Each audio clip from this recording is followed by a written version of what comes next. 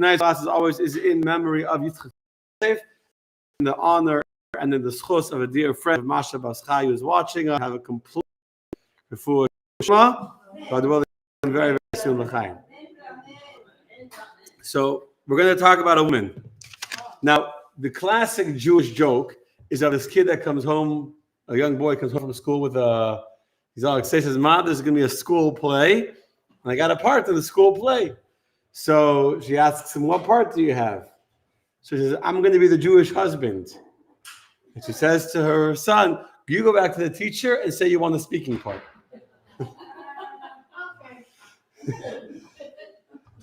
Some women like them more than others. Okay. So, but normally in the Torah, it's the exact opposite. In the Torah, it's rare that we find women being mentioned, especially when the Torah is giving us the genealogy and the list of children born. I mean, you just read through the Torah. We always see the sons that are born and not the girls that are born or the girls that are listed. And so it's very fine. I mean, if she has a role, the wives, etc., that are part of the story. But just girls being born, the Torah gives a list of names of descendants and of children where they're not actively part of the story. Like Dinah is a part of the story. We know Dinah is born. She plays a role. But the other daughters of Yaakov, or the granddaughters, when we read about the 70 sons, the 70 souls rather, of Jacob going down to Egypt, if you look through the list, we're going to read the next week's Torah reading of all the Jews that go down to Egypt, you don't find anywhere, not anywhere, I take that back, you don't find many women mentioned in the list. It's all the sons and the grandsons and great-grandsons. However, there is an exception, and the exception is a woman called Serach, and Serach is going to be the hero both of today's class, but also the hero of this week's Parsha. Now, I have to tell you that even though she in many ways is one of the heroes of this week's Parsha, her name is not clearly mentioned anywhere in this week's Torah reading. You're not going to find any scriptural in this week's Torah reading. If you read the Torah, you won't see her name mentioned. But I'm going to tell you the story of why she's one of the main heroes of this week's Parsha. I'm going to tell you some fascinating things about her life. And then most importantly, we'll talk about how we can take a life lesson from what made her famous in her life. Okay, so let me first show you. Good evening. Oh, Cindy's watching from Bogota, from Colombia. We let you in here, Cindy. And we have Gail watching in the very cold Pennsylvania. And we have all the people watching us on Chabad.org. So I'm going to share my screen if you're watching on my first page. From next week's Torah reading is towards the end of the book of Genesis, when we're reading about the 70-member family of Jacob to Torah 17. The sons were Imnah, Ishvia, and Sarah. And then there were other sons of a different grandsons of Asher, the sons of Bri, were Chever and Malkiah. One of the 12 tribes. So the Torah is telling us the son of one of the 12 sons of Yimnah, Yishva, Yishibria, 4 boys, and their sister Serach. Now, this is the only one of all of the 12 tribes to see that they have a mention. The only other girl that's mentioned is Yosha, which is Serach. Nothing. She is the sister of our boys. And then we discover because Chever and Malkiel born to. Who is she? Why is she mentioned? Okay, let me skip a little bit now. I'm going to go to, this is the book of Numbers. In the book of Bamidbar and Parshas Pinchas, we learn about the Jewish people entering into the land of Israel. So we're talking about 250, okay? Jews in Egypt for 210 years, plus another 40 years in the desert. Now 250 years. The Jews are about to enter the land of Israel, and we're doing a census of all the families that will be inheriting land in the land of Israel. We're in chapter 2 of the book of Bamidbar. The Torah tells us the descendants of one according to their families, family of Yimnah, and the family of the Yishviites from Yishvi, and the family of Bria, and the sons of Bria were Chever and Malkiel that we just mentioned. And then the Torah tells us in verse 46 the name of the daughter Serach. Yeah, Michelle's making a face like it's not even telling you the name of the family. Verse 44, verse 45 are telling you there's 4 sons, and the son of Yimna has a family of the Yimna, and Yishvi has a family in Bria, and the which we mentioned. Oh, and by the way, the name of Usher's daughter, Serach. How does she get mentioned now 250 years later? No. So she tells us his daughter 200 because she was still alive. Pretty old woman. She was still alive. She was people that entered from into Egypt, and she is entering back from Egypt back into Israel. Pretty cool. Pretty cool. That's why she's being mentioned over here, quoting from the Gemara in Sota from 250 years later. Pretty cool, my friends. Well, I got a lot of wows. I don't know if you're watching me. I can say wow too, but okay. So wow. Okay, so the question is 250, 120, right? 250. Oh, by the way, I didn't say she passed away at the age of 250. I didn't tell you how old she was when she passed away. I just said that she was still alive when the Jews entered Israel. Wait till you find out how old she ends up being. Still, the class is far from over just yet. So, how does Serach deserve to live so long? But before we do that, who is she? Who is she? So there's already a discussion and a debate among some of the commentaries. What is her identity? Who is her father? Where does she come from? Notice something very interesting that I showed you I didn't show you, but if you paid attention in the verse that describes Serach, how does it describe Serach? Who's paying attention? Look back for a second.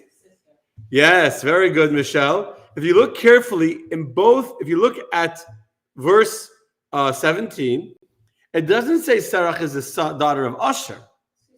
Right? It says the sister and Serach, their sister, which is quite a fascinating way of describing someone's daughter. Okay. So now I proud of her. Okay. Some will tell you that she's not the daughter of Asher. She's the sister of Yimna, Yishvi, and Bria, but she's not the daughter of Asher. But before I explain to you who she would be, then I want to just point out to you, if you look in chapter 26 of the book of Bamidbar, in the book of Numbers, which you also have in your paper, here, how does it describe Serach in verse 46? In verse 46, Asher's daughter. So, of course, it's complicated. Good to know things can be complicated. So let's just quickly address that tells us even the biological daughter of Asher. So according to the Seder HaYasha, which is the Medrash, one of the Medrash, here's the following genealogy. And let's see if you can know what Halkut means. To keep track of all the facts. Some people are experts. Like they meet someone, oh, your grandmother is like Wazinski from like Crown Street. Like she was married to the yeah. Your aunt is like, if you say so. Like no. So Halkut means to keep track. Some people are good. They know everyone's family. Like, some people are not mother-in-law. Pro. She knows everyone who their bubby is and who their bubby's bubby was. Me? I'm lucky if I remember who are, you know what I'm saying? I remember the name of we're doing. Okay, anyway. So, according to the Medrash, as follows. So, Asher had a wife called Adun. Adun was the daughter of a man called Apaleel, who was the grandson of Ishmael. Okay, that was his wife. Her name was Adun, but she passed away. So, Asher remarries a little later in life, a second marriage. He marries a woman called Hadurah, who is the daughter of Avimal, who is the son of Aver. Who is Aver? The son of Shem. Remember, Noah had 3 sons. One of them was Shem. A son called Aver. So this is the grandfather of Hadurah. Asher remarries. Now, Hadurah had also been married before. She had been married to a man called Malkiel. But Malkiel passed away. So both Hadurah and Asher are widows. So Hadura, so Usher goes and marries this widow Hadura, who came into the marriage with the daughter Serach born to Malkiel, and then she gives birth to 4 sons together with the 4 sons mentioned, but her daughter is not the biological daughter of Usher, only the biological sister of the 4 sons of Usher. Got it? I think I said that pretty clearly. Okay. Now, this is medrash. It's fascinating. Have you heard this before? I didn't know this before. It's fascinating stuff. People like to know, like the backstory. No, this is fascinating to know that Serach is not the biological daughter of Serach. It's a fascinating medrash that's not very well known. I assure you. Now, she was 3 years old when Usher and Hadura remarried, but she grew up in the house of Yaakov, and she became like one of the members of the family. She was a beautiful girl and a very righteous girl, and she became like the rest of the family. Now, this would explain why she's not mentioned as Usher's daughter, but the sister. But on the other hand, it would also explain why she's being mentioned when we come down back to Israel. Because who inherited land? Sons. But since she is the only biological child of her father, Malkiel, who's a descendant of Aver, actually, that had no other sons, she inherits as a heir, and therefore she was a woman of importance in the Jewish community. Meaning most women didn't own land. Married to men that own land. Yes, but that's and that's what we know about them, because they're a very unique exception. So here too, since she's the only heir of her biological father Malkiel, that's why she is mentioned when the Jews are coming back into the land of Israel. She was first, or they were first? She was. It says she was with her mother remarried to Usher. Now, as I will not agree with what I just said, this is a medrash. Torah clearly the daughter of Sarah, of the daughter of Usher. A person could call their stepdaughter their daughter. It's not a direct conflict. But anyway, that's the backstory of who she is. Okay, next. Why does she merit to live so long? She's at least 250. And Rashi tells us she's still alive. Rashi not a medrash. Rashi is what we call pshut leishon mikra. Rashi is the simple, basic understanding of the story. So in the reading of the Bible, Sarah's still alive, 250 years. What it to give her such a special protection to live so long? She did something very good deed. What was a very, very good deed? Well, if you find a way, I'll tell you right now. I won't make you wait any longer. No more suspense, I'll tell you. The good deed that Serach did that makes her famous and makes her the hero of this week's Torah reading is the following story. Now, we all know that Yosef, right? Yosef and his brothers reunited in Egypt. That's like the main theme of this week's Torah reading. And Yosef reveals himself to his brothers. He says, Yosef, my father's still alive. Quickly to go back down to Israel. There's still another 5 years of famine. Tell my father I'm alive. We should come back to Egypt. So the brothers are down to Israel and discussing amongst themselves how are they going to tell father this news. His heart was weak. It says 22 years. Yaakov had been mourning incessantly over the loss of his. And now you come to him and say, he's alive! He's a ruler in Egypt! He's a king! The shock would be so great, they were worried he would have a heart attack. And the hostages are coming out of Gaza, overfeeding the hostages, and if you overfeed them too quickly, when you've been malnourished, it can be dangerous. And the Holocaust, the stories of people that survived the camp only to die from the food that they got from soldiers. That's another question. That's a good question, but let me just stay focused on the story over here.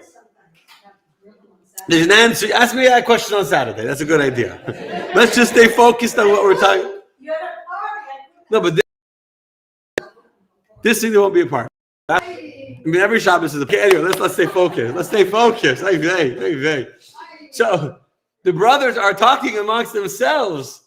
How are we going to tell our father this shocking news that Yosef is still alive?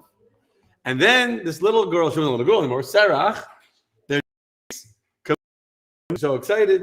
So they say to Serach, please go and be the one. You're a smart young woman, and to prep Yaakov for the news that's coming soon when we come. So she comes. There's 2 different versions. Many different medrashas quote the story. I read it in the sources. today. They had time to prepare or whatever. In one minute, she was asking questions. He was starting to pray. She started to ask him questions. Is it true that I heard that Yosef is alive? Is it true that I heard he's in Egypt? Yaakov is asking him. And as he's praying and she's asking these questions, he started to pray that it should be true that Yosef is a ruler in Egypt. And then he says coming and all that. But there's another famous Medrash that Serach took a harp. She was a musician. And she took the harp and she started to play a song with a poem. Do you know the poem? You don't know, so you come to class. So the Medrash says, Yosef b'Mitzrayim al-Birkayim was born to him on his Menashe ve'Ephraim. The two sons, but it's a poem. Yosef b'Mitzrayim, Yolduloi al-Birkayim, Menashe ve'Ephraim. I don't know the tune, the words. That was the words, and she was humming on this harp. She playing the song that Yosef had children in Egypt called. And I was listening to this beautiful song that his grandmother is playing. Come, and he's getting pleasure from the song. And that prepped him that when he came then, that he saw the sons coming with the wagon. It was in Egypt. Okay. At that moment, before, according to Sefer Yosher, before even he saw Yosef, before he saw the wagons, according to Sefer Yosher, at that moment when she was singing him the song, God blessed his heart, that just she gave him life. So before he blessed her that she should life, she should never die. We are told that Serach is one of 7 righteous people of history that entered Gan Eden while still alive. I told you, she entered Gan Eden while still alive. Never in the classic sense of a person passing and being buried. Like Eliezer, there's another like Batya, or Apara, the princess that converted. Serach entered Eden alive. She never passes away yet. No. She entered heavens alive without having to pass first, whatever that means.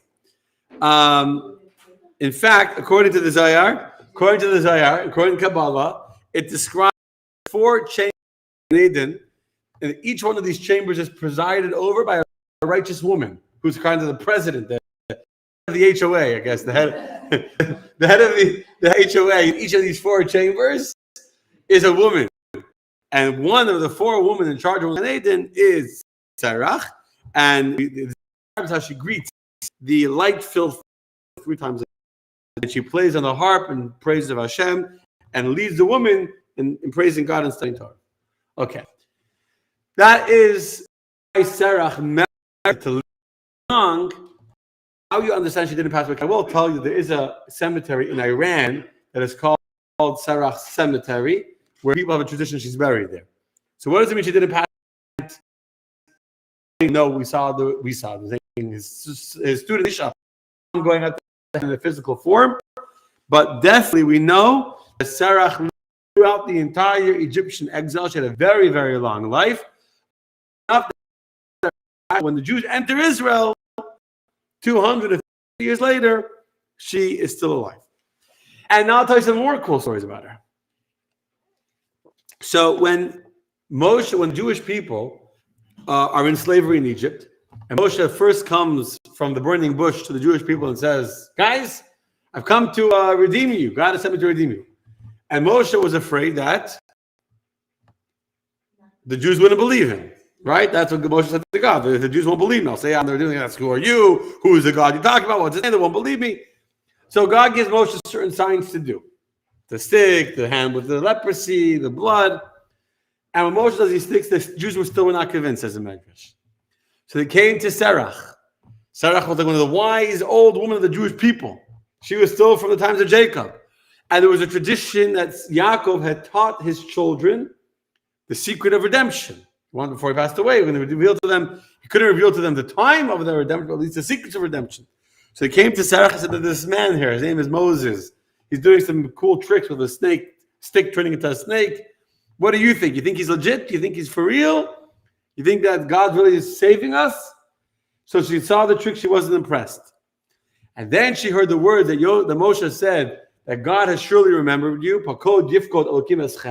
Those words were the exact words that Yaakov had said would be the words that the Redeemer would use. At that moment, Serach said he's using the exact language that I remember hearing from my grandfather Yaakov. And yes, Moshe is coming in the name of God. And it was because of Serach, who validated the language of Moshe, that the Jewish people accepted and began to believe in Moshe as the Redeemer of the Jewish people.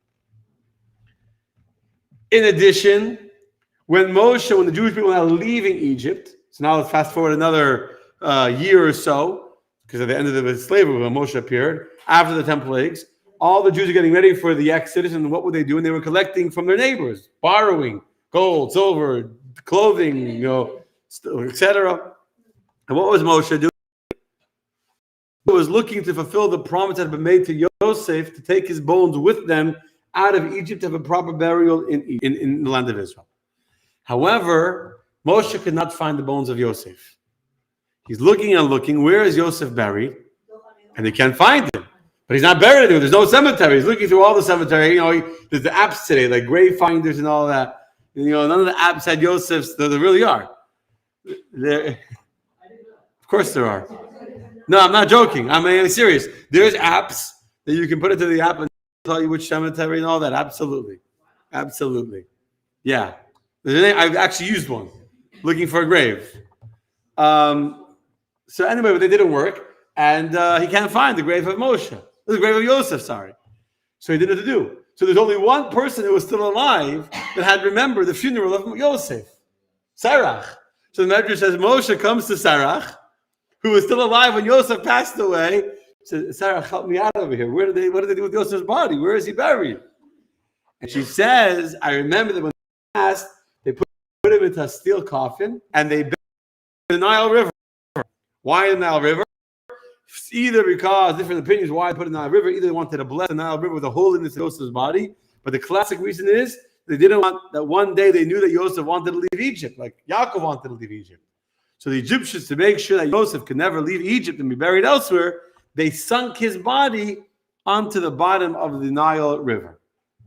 And she went with Moshe and showed him where in the Nile River they had buried his body. And then Moshe took a piece of paper and they put the word Alei Shor, rise ox, was there the coffin of Yosef, the steel coffin of Yosef, miraculously rose from the bottom of the Nile, came out that Moshe could take Yosef's bones out of Egypt. But the way that Moshe even knew that he was in the Nile and to go to find him in the Nile was because Serach, the wise old woman that was still alive 250 years later, she knew where he was buried. Yes. Yaakov gave her portions. She says, Shechem Echad. It's ours. He paid for it. Yaakov paid for it. What do you mean? Why are you changing conversations? Who cares now? In the Torah, Yaakov paid money to own the city. Okay. Anyway.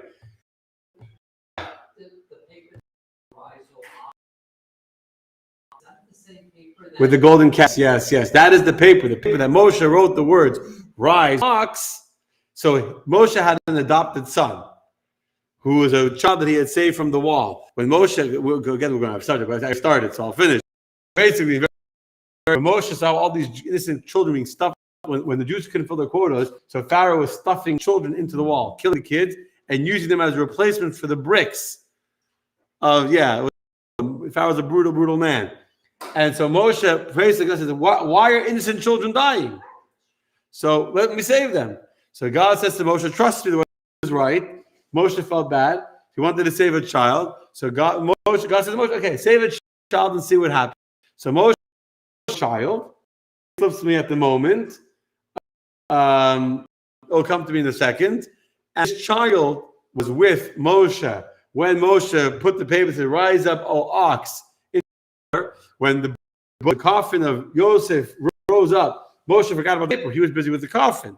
This little boy took the paper, and when everyone was throwing their gold into the fire, he threw this paper in the fire, and that's how the miracle happened, that an ox, or a baby ox, which is a calf, came out of the started to worship this golden calf. from that paper that Moshe had let his adopted son he had saved from being killed by Pharaoh that caused all the problems to the Jewish people. Yeah. Anyway, but that was a side. That was a little asterisk, a little footnote. Okay. Another story of Serach. Didn't know she was such a cool lady, huh? And she's not even mentioned in the Torah reading of this week, but she is the hero. She is the one that tells Yaakov that Yosef is still alive. Okay? So, in the book of Shmuel, the second book of Samuel, there's a very interesting story. There was a man whose name was Sheva ben Bichri, who led a rebellion against King David. He cursed King David, he led a rebellion against King David, and King David sent his general Yoav. By the way, you all had a beautiful Hanukkah. Thank you for all the kind words from Texas and from all over. Yes. Anyway, so Sheva was sent. He was leading a rebellion against King David, and he was leading this rebellion. Yeah, and King David sent Yoav, his general, to go fight against him. So he took refuge in the city of Avel. That's where he was hiding. And seeing that the Yoav, the general, surrounded the city and was about to attack and destroy the whole city, to kill the city that was harboring this enemy of King David. So there was a wise woman, says the Torah. Let's go look. A fascinating verse. So let's go look in the book of Shmuel. The book of Shmuel or the book of Samuel, either way. So let's go look in Samuel 2, chapter 20. So a woman in the city. Here, Shimu, Shimu. Say, I pray to you, to Yoav. Come closer to here so that I may speak to you. So a woman is calling from the gate. Call Yoav to come speak to me. And the officers do it. And they bring Yoav. I just 17 there. And Yoav comes and says, yes, I am. Will you listen to me? Then introduces herself. How does she introduce herself? I am of those that are peaceful, faithful to you. Then do you seek to destroy a city and the mother in Israel? Why should you swallow up the inheritance of the Lord? These are the words of Chama. That is what the Torah describes her. She's an Isha Chama. Anochi, she says, I am. Sorry. Before I am a wife. Sorry. 16. Says, this woman called out. That's what the word. That's how the verse describes her. I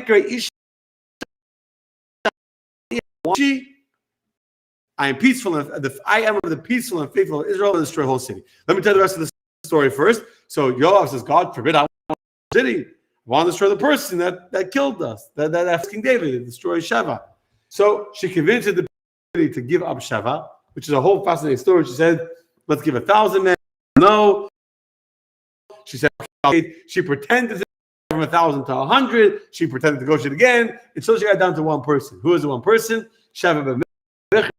She had his head, as we warn you now, the Bible is gruesome. They chopped off his head. Sounds like last week's stories. And she head over the wall to Yoav. And when he saw the head of this enemy of King David, he left the city, and the entire city was saved in the merit of this wise woman. But the Torah, in the book of Shmuel, doesn't say the name of this wise woman. Who is this Isha Chachama, this wise woman that single-handedly was able to talk the general of King David out of war, to talk the city into surrendering the person they were protecting from King David? Who is she? So says Rashi, the book of Shmuel, I am from those people of the city who are and faithful to Israel, to the king. Fine. That's classic. But the Medrash says the Medrash Agada, that this wise woman is Serach. They could have guessed that one, huh? Something coming from she was Serach, the daughter of Asher. And she said, I one surrendered one faithful, meaning I gave through me Joseph's casket was revealed to Moses. She's the one that gave the secret to Moses where to find the coffin of Joseph. So she gave one faithful Joseph to Moshe. I am the one who notified Jacob that Joseph is still alive. So here Rashi tells you the story that I told you earlier in this week's Torah reading. It's not mentioned in this week's Torah reading. Here in the book of Shmuel, you see written clearly that Rashi says that she describes herself to Yoav. I'm the one that gave Moshe the secret of where Yosef is buried. And I'm the one that told Yaakov the secret, that the good news that Yosef is still alive. And that's what she says. Why would you destroy a city and the mother of Israel to swallow the inheritance of Hashem? Okay. Anyway, one more last thing in Eishes Chayil, in the song we sing Friday night, right? Describing the mother, we say is Piha Pascha Bechachma. She opened her mouth with wisdom. And the Medrash says, who that opened up her mouth with wisdom? This is the Isha Chachama, the wise woman of the story of Shmuel, who saved the whole city from being destroyed by the general Yoav. And we know that who is this wise woman? Serach. So she's mentioned every Friday night. She's hinted to or referenced in the Eishes Chayil on Friday night. Wow. Yeah. Okay. One story about Serach, and then we'll go to the life for us. The story for us is from the story in the Gemara. The Talmud. The Talmud is written another 1,000 years after the Jews came to the land of Israel. More than what I think, like 1,500 years later.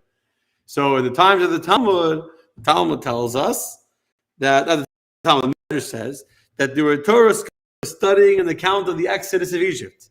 So there were two rabbis arguing, Rabbi Yochanan, and Rabbi Yochanan said, based on the verse that says that the water, when they went through the Yam Suf, the water became like a chayma, like a wall, from the right to the left. That's what the verse says. It became a chayma mimina. So he interpreted the verse. It became like a wall, that sealed tunnel that they couldn't see through, like a sealed tunnel. And Serach, daughter of Asher, who was still alive, heard this statement of Rabbi Yochanan, and she corrected him.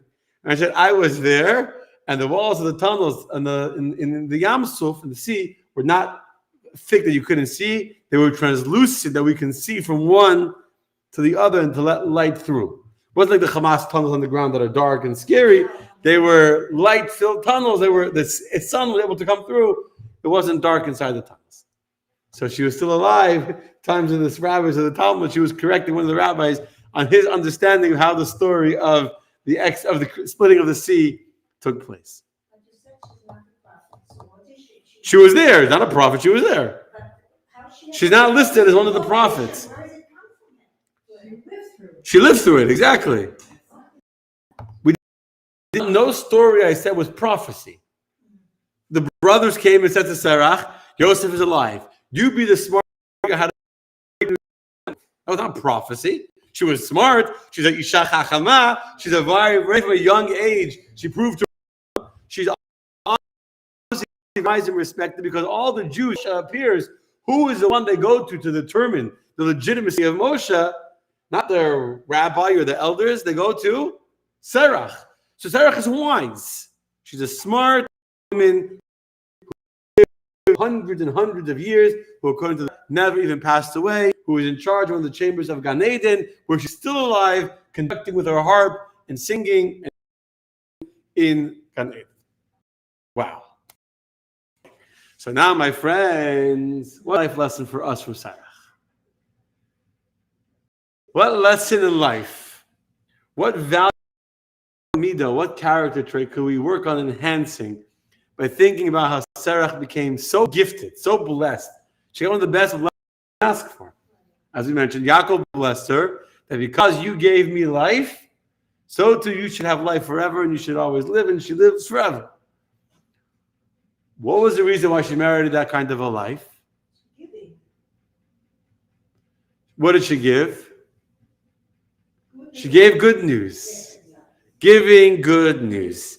And this, my friends, is one of the challenges that many, many people struggle with. In fact, it's not our fault because it's not us. Human nature, as humans, we are predisposed to focus on negative. That's the way God made us. Actually, a protection. It's a mechanism that when we see every single second is a fascinating thing in psychology, but it's a fact of human nature. Every second, your eyes are absorbing hundreds of different action stimuli, things. Like I'm looking at the room and I see lots of people in the room, and I see the door and I see that door, and I see right? We're trained to see everything. One thing moves over, my eye will immediately pick up what could that. No, but human nature is to automatically look for the threat. So it's human nature that we focus on the negative. We focus on what's a threat to us more than we focus on the positive. That's the famous story about the teacher with the big white board with a little black circle. What do you see? And everyone in the class said, we see a black circle. And the teacher says, the whole board is white. The whole board, the whole page is white, right? There's nothing. There's one little, right? I should really ready, but here, just for fun. Okay, what do you see on the paper? You see a little scribble there. So, paper is clean. And what do we focus on? The scribble. You ever you go next to a beautiful shul, right? Let's see, you ask Steve. You're going to go to the door, and you're going to look around the beautiful room, and you see the beautiful lighting and the beautiful wall panels. What are you looking for? Is it negative to you? This is human nature. You know, to show me after class. There's an outline on the far side, about 2 inches from it. There's a small little thing about this big that needs to be patched up. Exactly. You see? There you go. He has a good eye, and Steve's going to walk next door. I'm serious, by the way. I believe you. I believe you. I believe you. No, and by the way, I'm sure that is true, and you're never going to find a perfect room.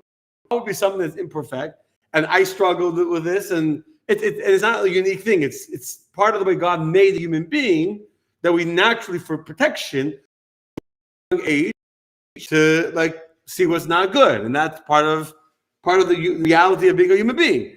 And so we focus on negative, and we walk into a beautiful room, and what do we see? Oh, the lights is crooked. You know, we don't see that the whole ceiling is not standing straight, not falling on my head. It's crooked. By the way, Yeah. you talk about the ceiling, Yeah. it looked like right over there. It actually goes a little bit. That's now it's more perfectionist, and hopefully there's less things to make you nervous during service when you're bored because I'm talking too long and you're examining the ceiling. You know, there'll be less things for you to look at while I'm talking, so you have to pay more attention to the service. Okay, anyway, just a joke. I hope you don't mind being my human example. The point is that it's part of human nature. We focus on the negative. That's the what? You don't agree that people focus on the negative? Okay. I don't think most people in the room will agree with you. No, if anything, you argue opposite. If we wouldn't be able to see the threats and the dangers, we couldn't survive. And this problem, but I'll talk to the rest of us. I'll talk to myself. Okay. Yeah. Just put your hands in your ears. Yeah. So for the rest of us normal human beings who are not so perfect, and we do sometimes get focused on the negative, and we do sometimes, instead of sharing good news, instead we share bad news. We should learn from Serach the beauty, the power, the special holiness, and the special gift of life we receive by sharing good news, by sharing news that brings happiness and life and health and good feelings and good energy and good vibes. By sharing good news, we are blessed with life the way Serach was blessed with life. But generally, we feel almost like weird. Like, imagine you call your friend, I have good news to share with you. I mean, if it's like a mazel tov, someone got engaged, just to call it a regular Monday night, Tuesday, guess what? I had a good day at work today. Guess what? My life is good. I'm healthy. It feels weird. For whatever reason, some people don't like to talk about their good fortune. They think it's an ayin hara, an evil eye, or they think they want to be humble and shy, or they don't want to show off, or they don't want to jinx themselves, or whatever the reason is, right? I feel guilty that why am I having such a good life when people are dying of hunger and I'm not even finishing my food on the plate and there's people dying of hunger in Gaza. So it's people don't like to talk about the good things. We kind of hide it. The negative, no one has a problems. No one ever says, I'm not sure if I should share my problems or not. Everyone, you have something to complain about? We're glad to complain, and we can complain for. But to go on and on and on and keep on repeating the same good news, people don't normally do. For whatever reason, the reason is not important. We just feel more, people naturally bond over complaints. We bond over shared gripes. And that's why politicians like to focus on negatives, because we feel a certain solidarity, because we both have the same, I also noticed that messed up ceiling tile, right? So now we bond, we feel a connection. I say, whoa, look at that straight ceiling tile. It's like that's a little geeky, you know what I'm saying? It's like, so it doesn't really create so much of a conversation. That's the reality. So from Serach, a very beautiful life lesson, a beautiful, beautiful life lesson to focus on sharing good news. To be the bearer of bad news is unfortunately a curse. The verse says that not to be the bearer of bad news, but rather to be the bearer of good news. Good news. And by the way, I looked quickly before class. If scientifically there's value to sharing good news, scientifically, forget about religiously, saying that when you use, you create positive energy, you create blessings. Hashem, I've talked about this many, many times, but the Rebbe said, I'll do this first actually. The Rebbe told the person sitting in the Yechidus, and he was depressed, he was worried. The Rebbe took out a Zohar, and the Rebbe showed him in the Zohar, it says that here below is a vessel to receive above is a vessel to receive the way we are below. Whatever energy, that's what we get. When we're happy below, heaven they're happy with us. When we're negative, depressed below, then the heaven deal with us the way we are feeling ourselves. And that's why I want to, before I get to the science study, I'll tell you, I recently came across a letter of that where the Rebbe told someone that after a long break, I'm reading the text of the letter now, your letter of the 2nd of Kislev arrived, in which you write of your financial problems. Now, a long time I didn't hear from you. And now, after a long time, I had no communication, you write to me about all your financial problems. So the Rebbe wrote to him as follows. Listen to what the Rebbe writes to him. As I have written in the past, a number of people, if they had made a habit of sharing their good news and writing about it frequently, they would have had less or no need to set up bonds of communication by writing about things that are the opposite of good news. This is self-evident. This is a quote from the Rebbe. Understand? The reason why you have bad news is because obviously in heaven they felt that we need to connect. And since you weren't connecting with good news, so they gave you bad news, and now you have a reason to write to me. Understand? If you would make a habit of writing good news, you wouldn't need the bad news to be connected and to pray.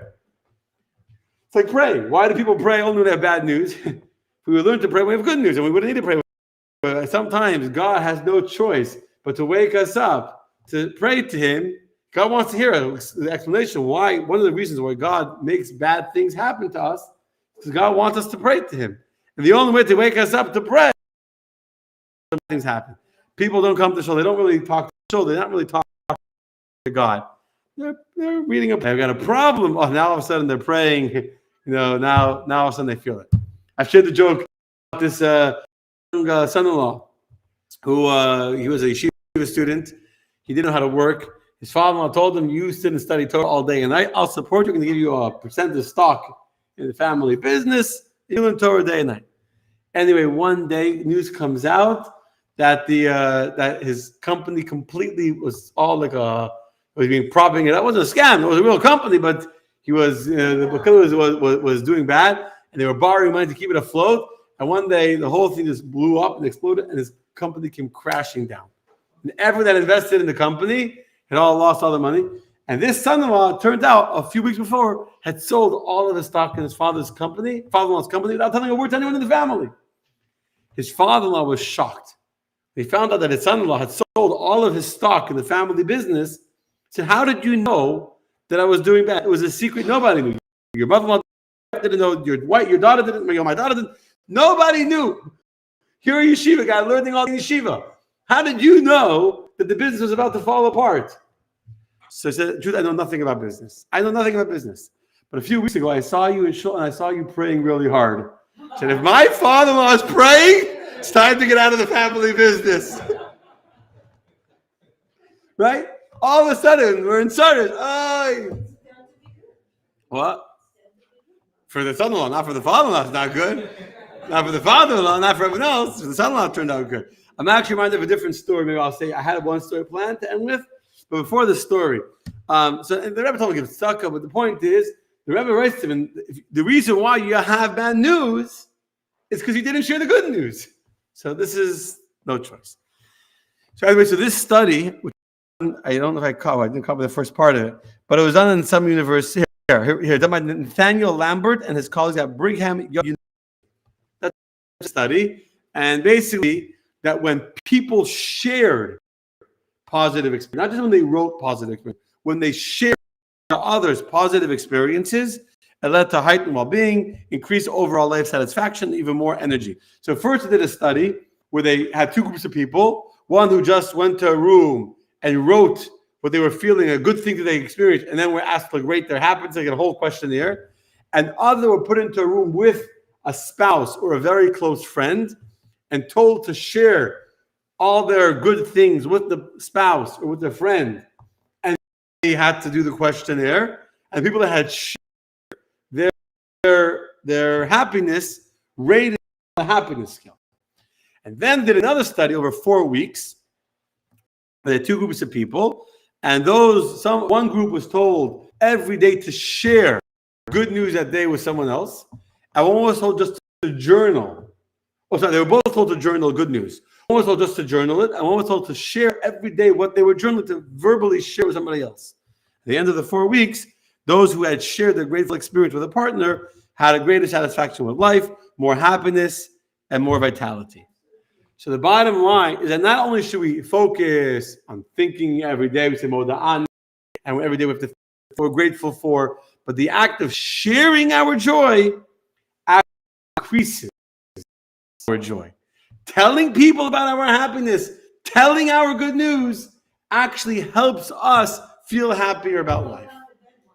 What? When you share the good news, you come over. Correct. And we learned this from Serach.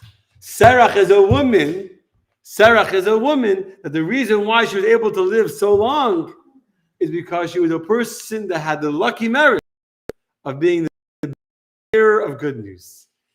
She was to live. Okay, I tell you a story. One story I planned, but I have a much better story to share with you.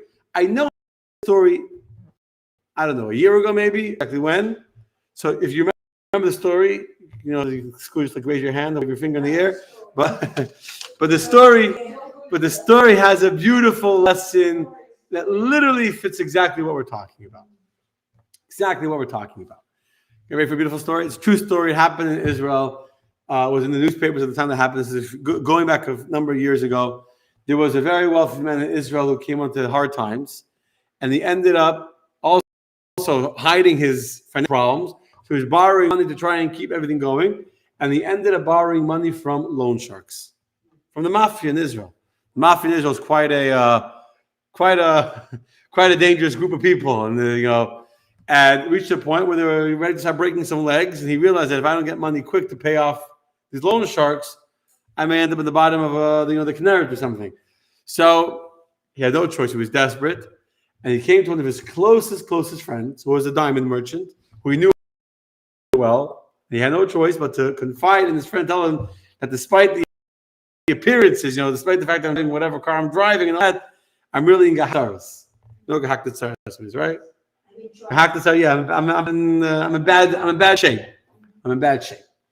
So he comes to his friend's office. His friend had a beautiful house, a magnificent house on the top floor of a big building in Dizengoff Square in Tel Aviv. Comes to his office, and he was so, he knew he had no choice but to spill the beans and say how difficult of a situation he's in. And at the same time, it was terrible for him to break his pride and to acknowledge he was in deep problems. And he was like, he comes to the guy's office and he describes the whole situation, exactly what's going on and the situation, how desperate he is.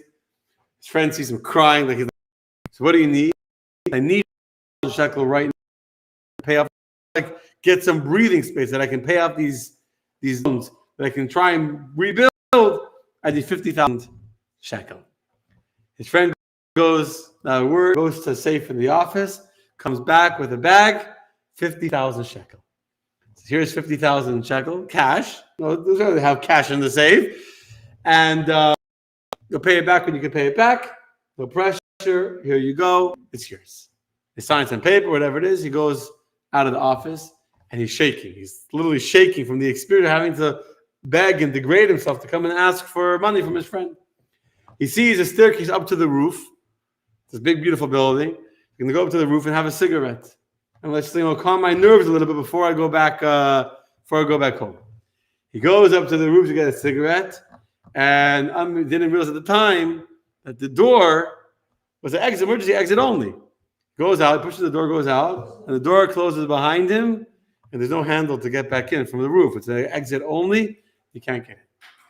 Anyway, it was a winter day. The sun starts to set. It's already getting dark outside. It's very windy and cold. He finished having a cigarette and all that. He tries, stick steel door. He's banging and he's banging and he's banging and he's screaming and shouting until his hands are starting to get blistered and bruised. And nobody can hear him. He's all the way up on the staircase on top of an emergency exit on a steel metal door. No one hears a thing. He goes to the edge of over the edge of the building. You can see 25 floors below. There's people, and then they got here coming and going. It's already 5 o'clock in the evening. It's already getting dark. Everyone's running. He's screaming and shouting at the top of his lungs. You can hear him. Nobody, right? And he's screaming, and here he is with 50,000 shekel and his heightened emotional panic. He says to convince himself he's going to die right here. And going to find him. He'll be trapped here for days. It's freezing cold. All he's wearing is a shirt. He takes off his shirt. He's waving his shirt like on top of the building. But who's walking down the street, like looking at this, looking up for a shirt? Like saying, if you're doing a sermon, you look at it because you want to count one thing. But like you're walking down the street and you have to go somewhere, not looking up. He's waving his and it's pitch black. It's dark. He's convinced he's going to die right here on the rooftop. And then all of a sudden, attention. Money always gets attention. So he says, I'm sitting here with 50,000 shekel. Let me throw a shekel, $100 note, 100 shekel note, whatever, off the roof. Someone will see the 100 shekel. They'll look up, they'll see me. So he takes one of the 100 shekel notes, drops it over the edge of the building, slowly, falls on the floor. They're looking down, of course. And what do they see? $100 on the floor. 100 shekel. You grab and you run. They didn't look up. So he's screaming, hey, it's my $100. But the guy didn't look. Took $100 a day. So 100 shekels is not enough. I need to get a little more than one note because the guy took it. So he takes 15 notes. Takes a whole pile. And he takes them, drops them off the roof. And they start to go down. But by they're going down, they start to separate. Down, nothing. A few people see some coins, some dollars, they each grab it. One went far away to a tree, one went over here. Each one saw their money, and no one saw him. He realized the only thing to get everyone's attention. He's screaming and shouting, like, he's stealing my money. They're taking the money, they're running. The only thing to get everyone's attention is that I just throw all the money over the roof. Obviously, again, he's in a state of panic. It's late at night. He's freezing cold. He's convinced he's going to die here on the roof. He no choice. What's he going to do with 50? How does it help him to have $50,000 if he's going to die of hypothermia on the roof? He takes 50,000 shekel and throws it over the roof. Now, imagine on dancing all of these thousands of shekel. Those come. Do you think anybody to see where they were coming from? Fine, I saw it first. And grabbing. Everyone is doing whatever they can to grab as money as he can. And no one is looking up to see where the money came from. Everyone is too busy trying to grab as many $100 notes as they can. Everyone. And he's screaming, you're stealing my money. Someone come help me. Save me. Save me. Everyone's there busy. They're fighting over the money. You can't believe it. They're fighting over his money. No one's coming to save him. He gets so angry. He takes some pebbles from the roof, starts to throw at people. Stop stealing money. Takes some tar on the roof. Starts throwing pebbles at the people stealing his money. You know what happens when a stone from the heaven comes and hits you in the head? Well, first they do what the, right? I don't want to say the rest of the words that come after the, but some other words in French or I don't know, in Spanish or whatever. A whole bunch of words come out. And all of a sudden, they call the police. There's a madman on the roof throwing stones at us. Throwing stones at us. And the police come running. They come to the building. They find him. They save him. He's so happy to be arrested. At least he's going to. But the lesson of the story is amazing. When money is falling down from the sky, what do? We grab it and run. Or we fight with the guy next to us. I'm not satisfied with the $5,000 I just got as a gift from the heavens. I want the other $100 that you have. I want your thing. But that's what many of us do when we see money falling. We see money, and all we see is more money and more money. No one stops to look up and say, oh, thank you, Hashem, money.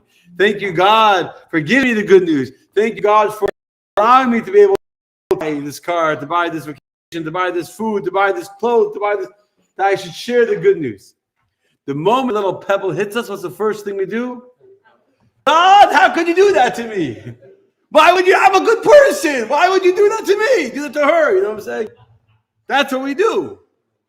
So because we don't share good news, we don't verbalize and express our thanks to Hashem and even to each other in conversation, in discussion. We don't spend enough time expressing our gratitude for the blessings in our lives. God says, I need to get their attention a little bit. I've been sending them money for the last 10, 20 years. I've been just dropping money. And all I'm doing is grabbing the money and running. They're too busy making money to look up and talk to me. They don't even thank you for the money and then run away. They just take the money and run. So God has no choice. He hits us with a pebble on the head. All of a sudden, we're having a surgery, God forbid. We're having a problem, God forbid. We're having an issue in the home, in the family, in health.